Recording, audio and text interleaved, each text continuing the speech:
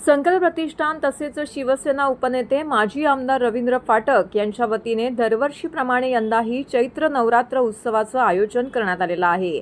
चैत्र नवरात्र उत्सवाचं यंदाचे हे 16वे वर्ष आहे। या उत्सवाच्या चौथ्या दिवशी या ठिकाणी भजन संध्येचं आयोजन करण्यात आलेलं होतं।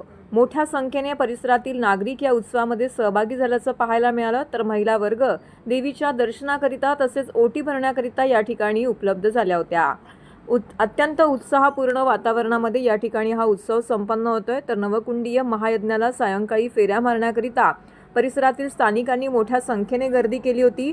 भजन संध्येअंतर्गत विविध प्रकारची भजन गीतं या ठिकाणी भजनी मंडळींनी सादर केली। उपस्थित भाविक यामध्ये तल्लीन झाल्याचं देखील पाहायला मिळालं।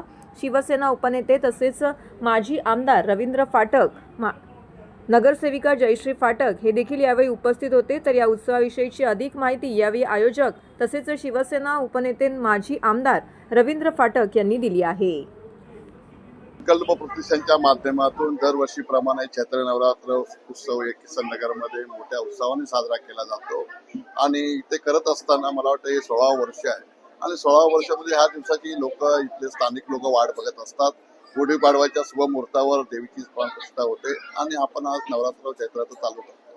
नवअष्टमीवर ओम भीम सगळ्या गोष्टी चालत असतात। त्याच्या माध्यमातून दर दिवस नवीन नवीन कार्यक्रम असतात, दर दिवस महिलांसाठी कार्यक्रम असतात, ज्येष्ठांसाठी कार्यक्रम असतात। या माध्यमातून संकल्प प्रतिष्ठान 16 वर्ष एक कार्यक्रम करतो। प्रभागातील अनेक नागरिक देखील उत्स्फूर्त सहभाग या ठिकाणी घेत असतात। स्थानिक कलाकारांसाठी देखील विविध असे उपक्रम असतात। नाही, दरवर्षीप्रमाणे संकल्प प्रतिष्ठानच्या माध्यमातून ही जे कार्यकर्ते आहेत, महिला आघाडी आहे, सर्व पदाधिकारी हा आपलाच कार्यक्रम समजून लोक सामील होत असतात आणि ह्या कार्यक्रमाला मला वाटतं गर्दी बघताय किती गर्दी आहे। या माध्यमात दर दिवशी याच्यापेक्षा मोठा प्रतिसाद असतो आणि नवचंडी असल्यामुळे रोज सकाळी संध्याकाळी होमला बसणारी जोडपी पण स्थानिक लोक मोठ्या उत्सवानं बसत असतात आणि या कार्यक्रमाला सक्सेसफुल म्हणजे त्यांच्या माध्यमातून हे सर्व कार्यक्रमासाठी इथले स्थानिक लोक पुढाकार घेऊन हा कार्यक्रम दिवस आहे आणि अजून 5 दिवस बाकी आहे। नागरिकांना दरवर्षीप्रमाणे जसं संकल्प प्रतिष्ठानच्या माध्यमातून देवीच्या दर्शनासाठी आपण यावं, दर्शन घ्यावं